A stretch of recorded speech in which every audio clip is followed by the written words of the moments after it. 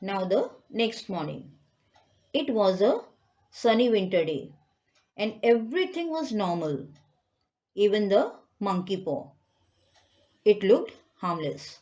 Okay. Mr. White started commenting on Morris and said that 200 pounds couldn't do any harm. Suddenly Herbert spoke out. Yes, they could if. What would be the condition? If the money fall out of the sky onto his father's head. Saying this, Herbert went off on his work. Herbert had already gone on his duty. Alright, now listen what happened. On that very day, when Herbert had gone off, Mrs. White noticed a stranger outside their house with well fashioned clothes. Alright. The stranger came near the gate, again went back, again came near, again back, like this. Coming, going. 3 times he did. At last he came in and declared that he was a representative of Mo and Megan's, where Herbert was working, of that place. Okay. Mrs. White asked about Herbert if he was okay. The stranger replied that Herbert was hurt but is in no pain. Did you follow what he wanted to tell? His saying was Herbert is no more, means died. Okay. A dead person feels no pain, isn't it? The stranger told that he was caught in the machinery and simply to obey Mo and Megan's orders, the company will give the death's family 200 pounds. So, listening this, the Whites might have remembered their wish and amount, isn't it?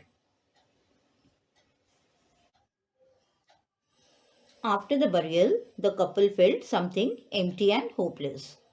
A week later, Mrs. White was crying in the absence of her son. Mr. White consoled her.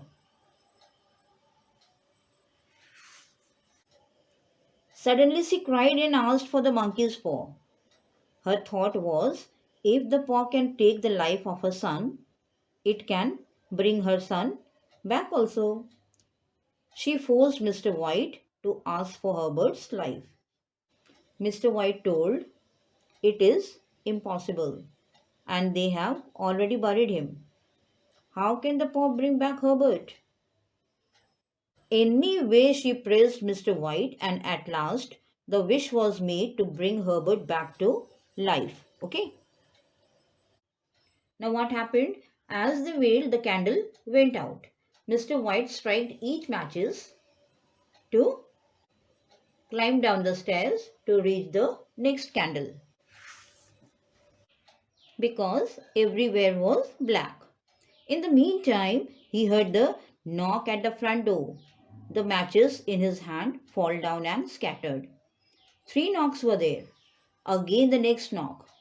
Mrs. White rushed down to open the door to greet Herbert, but Mr. White caught her tightly to avoid it. Then the knock continued. Due to her shortness, Mrs. White didn't reach the bolt. She was supposed to keep a chair at the door to open. Mr. White got the paw and whisked soon to stop all this.